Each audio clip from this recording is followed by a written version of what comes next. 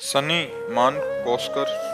राधे राधे। राधे राधे महाराज जी। महाराज जी, मैं कंपटीशन जो तैयारी करते हैं बच्चे आईएएस आईपीएस, उन बच्चों की शिक्षित करता हूँ। महाराज जी, आप पूछ रहे हैं कि शिक्षा में आध्यात्मिकता का स्थान क्या होना चाहिए। महाराज आध्यात्मिकता का स्थान तो सर्वोपरि है। जैसे बालक है, अगर वो पवित्र जीवन व्यतीत करे, जैसे ब्रह्मचर्य है, व्यसन रहित है, गंदी बातों से दूर है, गंदे दृश्यों से दूर है, तो एक बहुत अच्छा उन्नति करने वाला विद्यार्थी होगा, वो स्मृतिवान होगा। और जैसे ब्रह्मचर्यहीन है, नशा करता है, गंदे आचरण करता है, तो ये आधुनिकता उसकी इस बात को नहीं रोक पाएगी। आध्यात्मिकता ही उसे रोक सकती है। आध्यात्मिकता पवित्रता और भौतिकवाद से ऊपर उठाती है। आधुनिक पढ़ाई भौतिकवाद को पुष्ट करती नहीं, पुष्ट करती।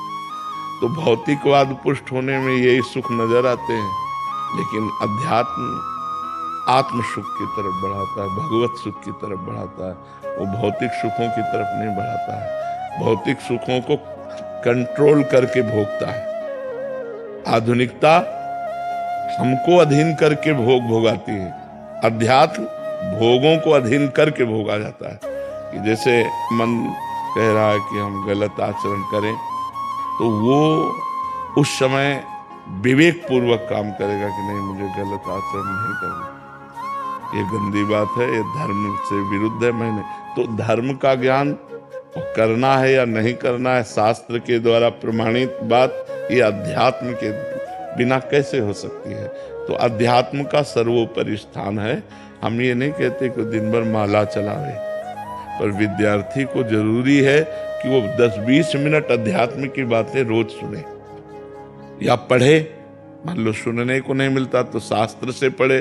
छोटी छोटी पुस्तिकाएं गीता प्रेस से प्रकाशित हैं जो अध्यात्म से युक्त हैं। ये करना चाहिए, ये नहीं करना चाहिए, ज्ञान हो। नहीं तो क्या होता है कि खेल खेल में, विनोद विनोद में कहीं ना कहीं हम फंस जाते हैं, और जिससे हम फंसते हैं वो वस्तु व्यक्ति हमारे चिंतन का परिवर्तन करता है। आंतरिक हम कमजोर हो जाते हैं, आंतरिक हमारा चिंतन। तो अब पढ़ाई में जो चिंतन लगना चाहिए प्रसन्न होकर, वो उसमें लग जाता है।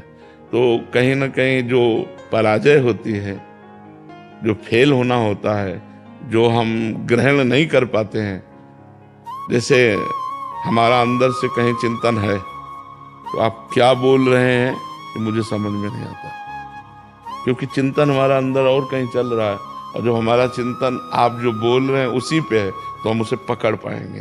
तो आंतरिक चिंतन को संभालना अध्यात्म का काम है। और चिंतन संभल गया तो चाहे वो भगवान का चिंतन हो, चाहे विद्या का चिंतन हो, चाहे किसी विषय का चिंतन हो, वो परफेक्ट उसमें रहेगा।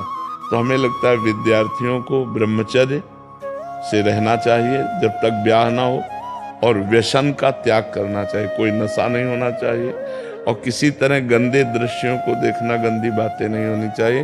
तो बहुत अच्छे विद्यार्थी बन जाएंगे, वो उन्नतिशील हो जाएंगे, या वो बहुत अच्छे अध्यापक बन जाएंगे, बहुत अच्छे जज बन जाएंगे, बहुत अच्छे वकील बन जाएंगे, बहुत अच्छे नेता बन जाएंगे। जो पवित्र आचरण है वही अग्रसर हो सकता है, समाज सुख को प्रदान कर सकता है। नहीं तो वो गंदा आचरण वाला, गंदा विचार वाला, वो शोषण कर सकता है, पोषण नहीं।